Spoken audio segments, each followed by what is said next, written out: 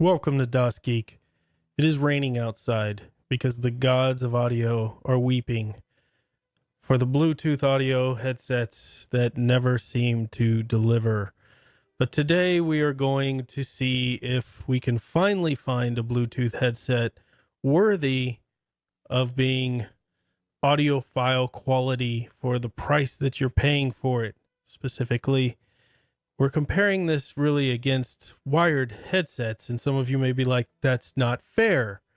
Well, I think it is, because everybody's forcing us to go to this wireless setup. All the phones are removing their headphone jacks, and we have things like the Focal Spheres here, which are a wired headset with some of the best sound that I've ever heard from an earbud, and this comes in at a whopping $80.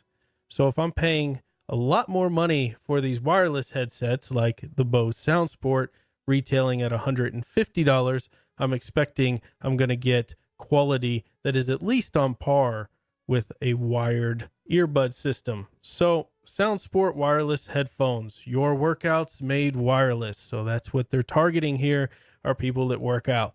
Specifically, it looks like people who climb walls, that like to climb walls with headphones in their ears. Engineered to push you forward, not hold you back. So definitely gearing towards exercise again, not sound, which is an interesting choice. An unmatched combination of comfort and stability, Bluetooth and NFC pairing to keep you tangle free. And I will give that to the wireless community. It is so nice to go work out and not have to mess with wires.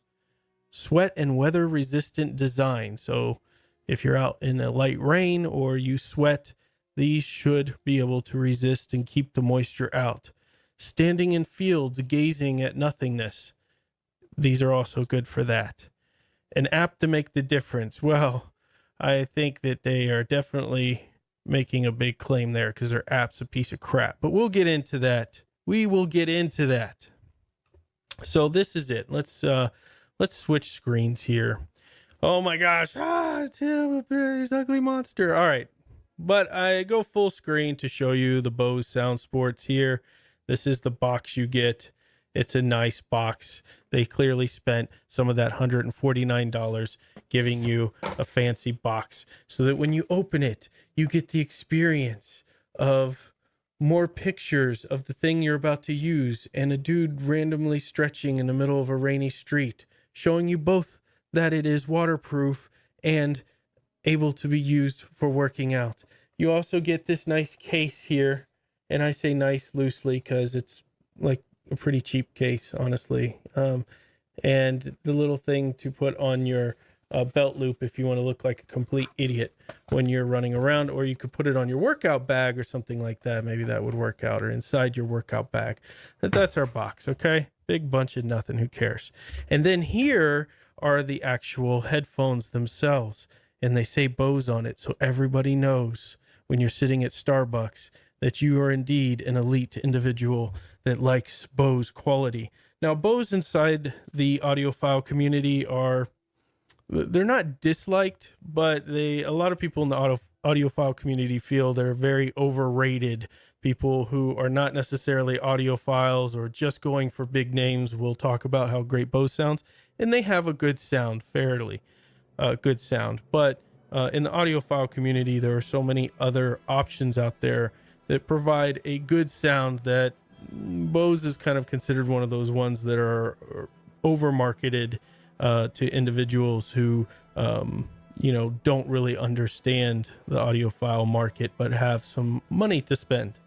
And I'll fall somewhere in between there. I think Bose has a good sound, and in general, they in general also have a very flat bassiness to them. So they have good mids, they have good highs, but their lows are always seem to be subpar, at least with the ones that I've tried.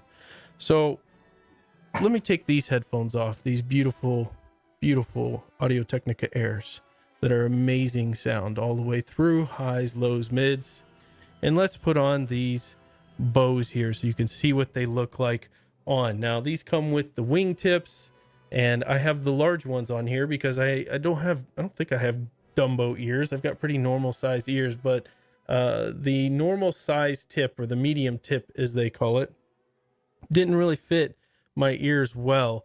It would go in fine, but the problem is after about an hour, I'd start to feel some discomfort. And for whatever reason, the large wingtips, even though I have to kind of fold them into a ridge of my ear, they seem to just plain fit better. So that's it. You can see how they are.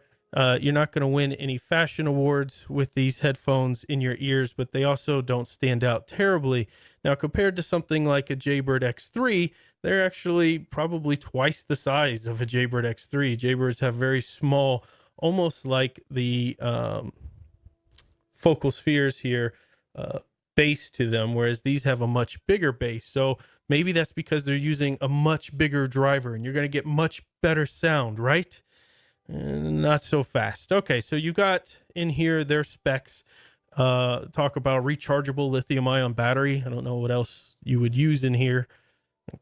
Double A's that you have to switch out or something. Charge time is about 2 hours. Battery life is about 6 hours. They have the near field communication pairing abilities.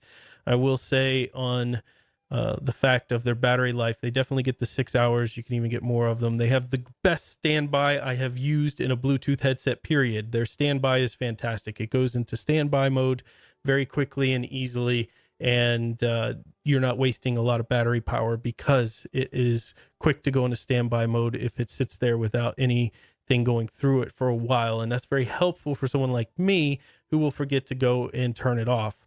So I've spent 2 weeks with these headphones, and as you know, I have a review on my channel, the Jaybird X3s, which are very comparable in price and considered a main competitor in this arena of $150 there. So look wise, they are lightweight, even though they're bulkier than the J3s, but I think they look okay, and you get lots of wingtips to choose from. Like I said, I had to use the large wingtips to overcome some discomfort with the medium ones that probably fit in my ear easier, but after about an hour, they started to hurt my ear, whereas these large ones seem softer at the ends, and even though I'm kind of pushing them into a ridge of my ear, I'm not getting any discomfort after an hour or two. These are not noise canceling, but they are in your ear, so they're going to muffle outside sounds. So keep that in mind. Now, I did run with these on a treadmill. I went to the gym with them and worked out with weights, and I've used them laying in bed. I've used them walking around. I've had absolutely no issues with them staying in my ear. So as far as the wingtip design that a lot of people use, it works. It's fine. Sweat resistant. The app is worthless. So unlike the Jaybird X3, which the Jaybirds app actually has an equalizer built inside of it, so you can set different frequencies of lows and highs and mids depending on the music that you're listening to. The Bose app just tells you it's connected.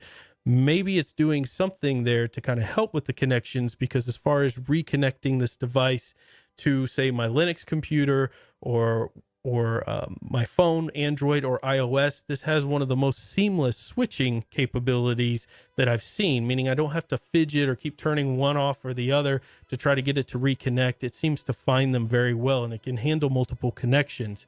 Its range is about 16 feet, so I can go about 16 feet away from my phone and or my PC, and I will still have good sound. As you start getting past that 16 feet, really it starts to degrade, and I think that that is pretty much on par with what the Jaybird X3s were doing, although the Jaybird seemed to have slightly weaker Bluetooth when you would go around corners and things. So if it was line of sight, it was fine, but if you took it and put it behind your pocket, then you would start sometimes getting some staticky issues, whereas these I've not had that problem at all. So you're probably listening to this mostly to say, great, wonderful news, information, DasGeek. What about the sound?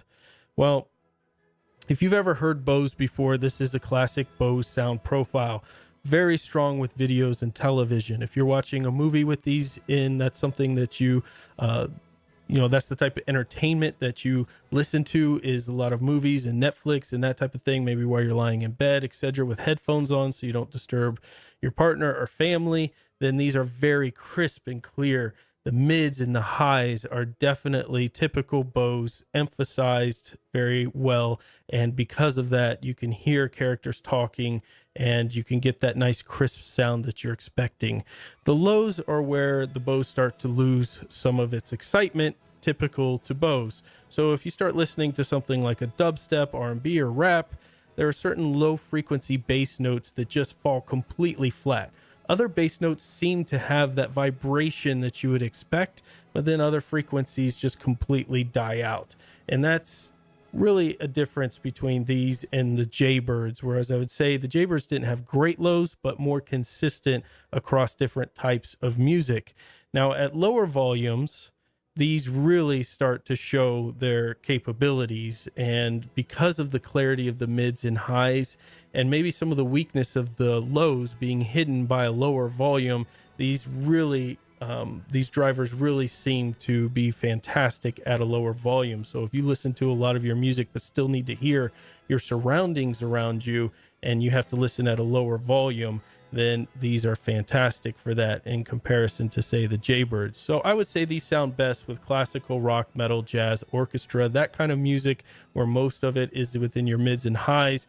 Whereas when you get into R&B and rap, you're going to be a little bit disappointed with these, especially at higher volumes where your lows will start to fall flat.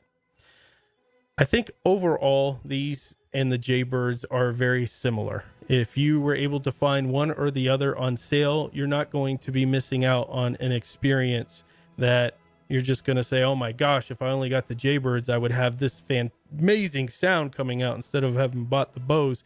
They're so on par with each other, you'd think they came off the same assembly line, specifically with their drivers. Like I said, slight differences in the lows, one being better, the Bose with some mids and highs, and the Jaybirds being maybe more across the board equalized. In the box, you're going to get those 3 sizes of sport tips. You're going to get your USB charging cable. They charge with USB. They have physical buttons on them. So you got a physical little power button here. You've got the nice voice prompt that comes on and tells you you're connected and to which devices, which is very nice. Very soothing voice. You've got a nice volume control here built on so you can up and down volume as well as mute, take calls, etc. They do fine in taking calls. They're nothing fantastic to write home about, but the person can hear you, you can hear them. Great. So my hunt for the greatest Bluetooth headset for around the $150 mark continues. I think this is a very calculated, safe bet for Bose. They did nothing spectacular here. They did nothing subpar. It's okay. You may have some buyer's remorse unless you can get these for less than $100, but I'd say the exact same thing about the Jaybird X3s. So they're all okay. But I think when you compare them to something that's wired, again, like the Focal Sphere, where you get this experience that to me is otherworldly, that's where these wireless Bluetooth headsets really fail. You can get these for $89 now, $89, and you can get an experience that's true audiophile quality versus this, which really feels like a $60 skull candy experience to me from if you were comparing it to a wired headset. Or the Beats buds that my wife has. I think they're Nicki Minaj branded buds that we got for like $60. They're very similar to that quality. They're $60 headphones.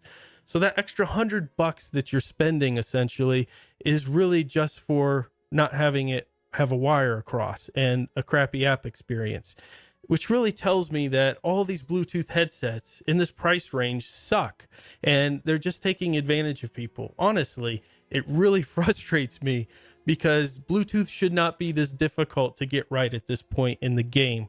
There should be a competitor out there releasing a $150 headset that will blow your mind, that at least will be right there with a wired headset. Now, the technology just clearly isn't there, but yet all of these phone manufacturers are pushing everybody to this Bluetooth, technology that just from an audio standpoint doesn't exist on the same plane as a wired headset. So I'm hoping next year we'll bring some competition within this price range that actually matters. Maybe if you go to the $300 to $500 in Bluetooth right now, you'll get something worthwhile. Or maybe if you get some of the bigger headsets that cover your ears entirely, or open air headsets, maybe there's something there. But as far as Bluetooth goes, I am still on the hunt for a good pair. So if you know one, if you've had an amazing experience with the Bluetooth headset, earbud style? Let me know in the comments below.